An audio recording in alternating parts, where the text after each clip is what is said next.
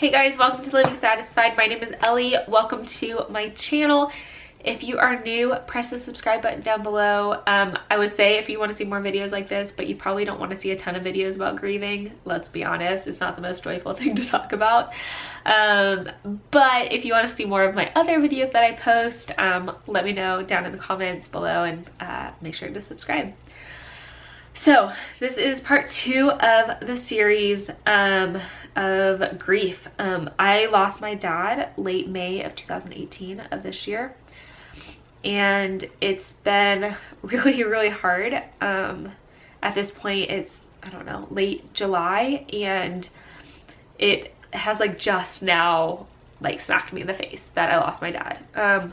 That's not super surprising to me. I know that it can take, you know, weeks, even a few months for people to start grieving, like really start grieving. So for me, apparently I'm starting now because I cannot stop crying. I have a babysitter downstairs with my kids. My husband called this morning and was like, "Oh, how are the kids?" I was like, "They're with a babysitter." And he's like, "Oh, like was that planned?" I was like, "No." I was like, it was kind of last minute, but I was like, I'm having such a hard time. Like, I'm having a really hard time. And he was like, "Do I need to come home from work?" And I was like, no. Like, I was like, I can't stop crying. And being a mom of 2 little kids, I have a 2.5-year-old and a 1-year-old, like, I need space to process and grieve.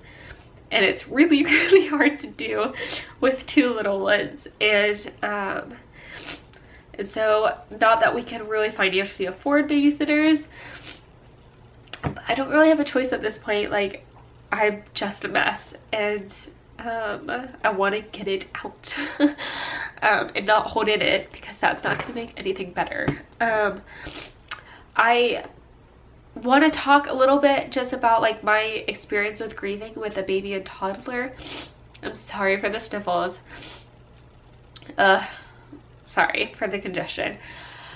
So I just want to talk a little bit about it. I'm going to try to make this video short, but if you watch any of my other videos, you know I like to ramble a little bit, so sorry. I'm going to start with a quote from C.S. Lewis from A Grief Observed, because I feel like it does like accurately describe how I feel. It says, "No one ever told me that grief felt so much like fear. I'm not afraid, but the sensation is like being afraid. The same fluttering in the stomach, the same restlessness, the yawning I keep swallowing. At other times, it feels like being mildly drunk or concussed. There's sort of an invisible blanket between the world and me. I find it hard to take in what anyone says, or perhaps hard to want to take it in. It is so uninteresting. Yet I want the others to be about me. I dread the moments when the house is empty. If only they would talk to one another and not me." I think I'm a stay-at-home mom, and I definitely have a hard time being alone. Being in an empty house with the kids is not like the most fun at all times. We usually try to get out and do things, be active in our community, do play dates, go to the park, you know, get out. But in this grieving process, it's been really hard. And I think it's also been hard for others to want to be around me. and I understand. I'm carrying a very heavy load, and people don't really know what to say to me or how to talk to me, and I feel that. I definitely feel that. You know, people just say like, "I'm sorry for your loss, how are you doing?" And it's like, I know that sometimes like they really do want to know how I'm doing, but I think at other times like they just don't know what else to say, which is fine. I mean, been there with other people, I understand.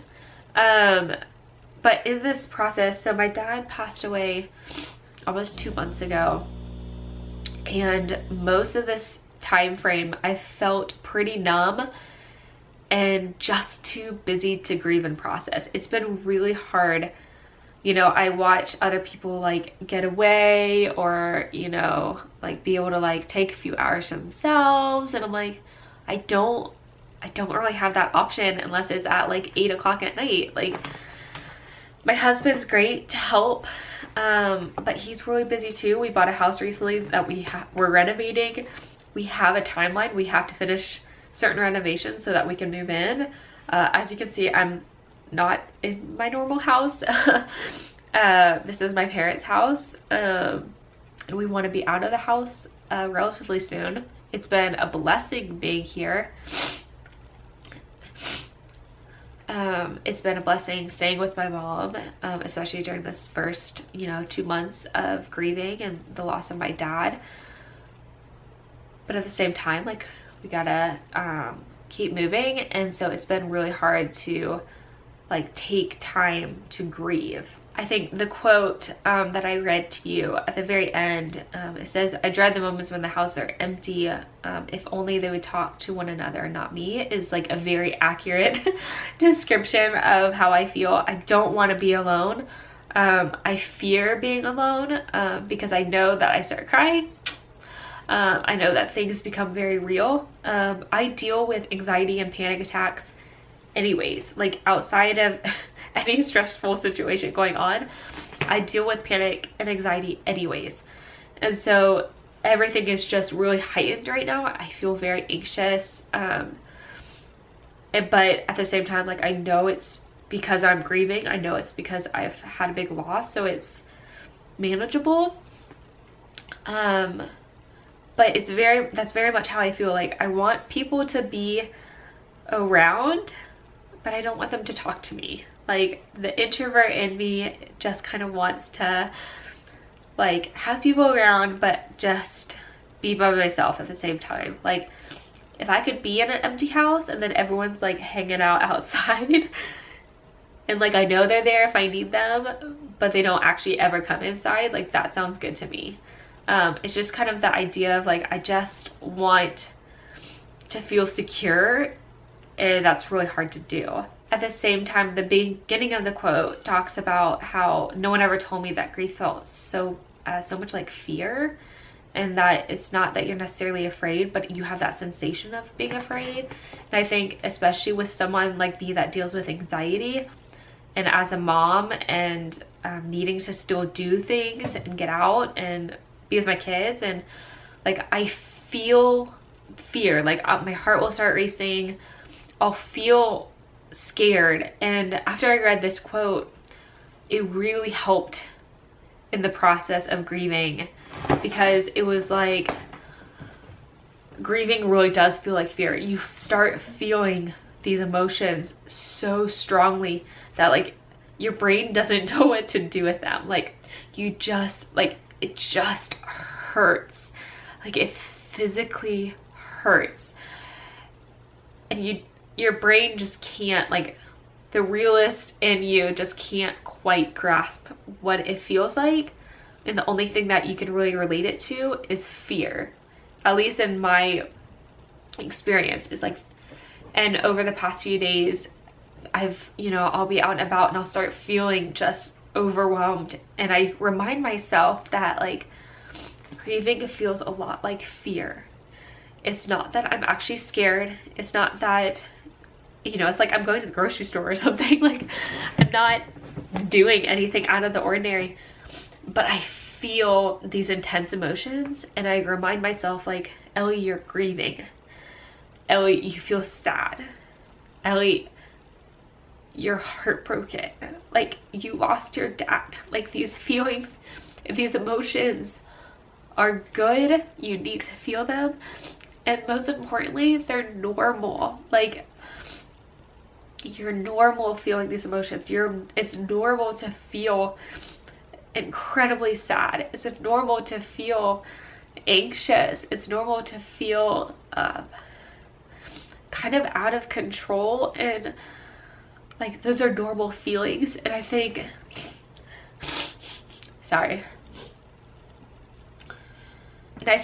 as someone who deals with anxiety and panic attacks anyways, that's something that I often have to do, is kind of talk myself off of a ledge of like, you're okay.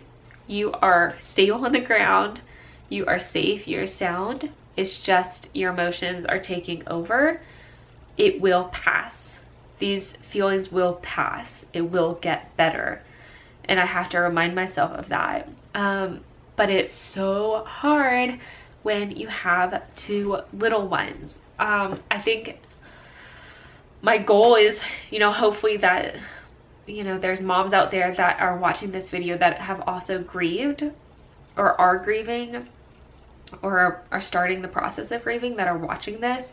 It's kind of my goal, is to tell you that it's normal, that like the emotions that you're feeling are normal, and that it's okay, that like you are secured, you are loved, and you are cared for. And I think in the process of this grieving, the best thing that I think I've done is continue to seek community. As a mom, as a stay-at-home mom, things are really lonely. Just in general, like just being a stay-at-home mom in general, it can be extremely lonely. And if you add grief and a loss to that, can be so much harder. And so going out, going to the grocery store, interacting with other humans, going to the park, letting your kids play, finding that joy in watching them play, and not staying at the house day in and day out is so, so important. Difficult. It is definitely difficult to do. There's days when like I just want to put on shows for my kids and lay on the couch and eat chocolate. And some days that's okay. It's like, that's totally fine to do some days. But it's so important to seek out community, seek out play dates, seek out things to do, call a babysitter if you need to, go to the Y, they have free childcare, or at least it's included in your membership. Doing things like that is just so important. Along those same lines, I've tried the best that I can to keep up with self-care. It's so much easier said than done as a mom of two little ones. I have a 2.5-year-old and a 1-year-old. There's not a whole lot of self-care going on in my life. I curled my hair 2 days ago and it's doing okay. I put a bunch of dry shampoo in it. I'm wearing colorful leggings. I don't know if you can see them. And a shirt that kind of makes me look like I'm a little bit dressed up. I put a little bit of makeup on for you. But it's so important to try to do self-care, taking showers, taking baths, making yourself get ready, doing little things. Like I've been like using like self tanner and stuff like that, like making myself feel a little bit more vibrant, working out. We've been swimming a lot recently. My mom has a pool here, so we've been swimming laps. Just getting out in nature is very, very healing. And then also just asking for help. It's easier said than done. Sometimes help doesn't come. I'm living with my mom, and my husband and kids are all here. And while that seems like there'd be lots of help around, some days and weeks there's just not help. My mom works full time. She's also grieving the loss of her husband of 30 plus years, and trying to get all of the logistics done of losing a loved one, especially a husband. Like there's so much paperwork and like transferring of names and like finances that she has to figure out. Like she has so much on her plate, but asking for help is really important. That's one of the things I did this morning is, I got a babysitter for the morning. It's expensive. It's not ideal. I really don't like spending the money, but I needed it. And my husband called me this morning and was like, how are the kids? How are you doing? Because last night I told him, I was like, I'm just having a really hard time. I was like, we were at our new house that we have bought. We've been renovating, and we were putting stuff away in the kitchen. And I was like, my dad is never gonna see this house. Like, my daughter's about to turn 1. He's supposed to be here and he's not. And I was like, I'm having a really hard time with it. And so this morning when he called, he was like, how are the kids? I was like, they're with a babysitter. Like, he was like, that planned. And like, honestly, like I scheduled it last night and I didn't tell him because I know that our finances are tight, and not that he would have been upset about it. He's not upset about it, but I felt embarrassed asking for the help, which is stupid. And you know, I told him, I was like, we have a babysitter right now. He's like, oh, good. And I was like, I'm having a hard time. And he was like, you know, do you need me to come home from work? Like, and I was like, no, like, I mean, I'm an adult. I'm, you know, 28 years old. I have 2 kids. Like, I am independent. Like, I'm good. But I was like, I'm very, very sad. And as a mom of 2 little ones, like, I want to be there for my kids the best that I can. And right now, I need help. And help from me at the moment looks like getting childcare and filming this video. Because I need to get it out. I need to talk about it. I know that there's so many other moms that have dealt with loss and having little kids. Like, I'm not abnormal. I'm not alone. So yeah, I don't know. This video is getting really long. But I think just the point of this video is like, grieving with 2 little kids is hard. But you have to remember to take care of yourself. You have to ask for help. And you also have to realize that you are not alone.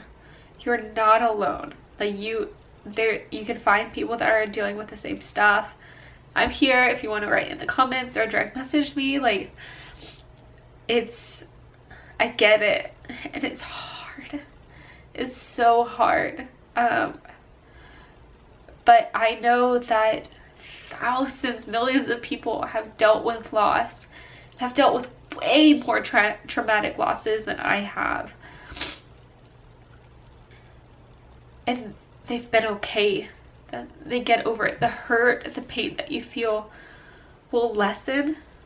It'll always be there. You always, you know, you're always going to miss your loved one. But it will heal to a certain extent, and you will be okay. And I've never experienced that, but I know that's true. I know that as, you know, a Christian, like, that my God is good, and that he will comfort me, and he'll give me grace and love when I need it. And he has shown me so much love and grace over the past while, and I couldn't ask for anything more. So thank you guys for listening. Stay tuned for the next one, which is grieving, moving forward, what I kind of foresee for ourselves. And yeah, thank you guys for watching, and I will see you guys next time. Bye.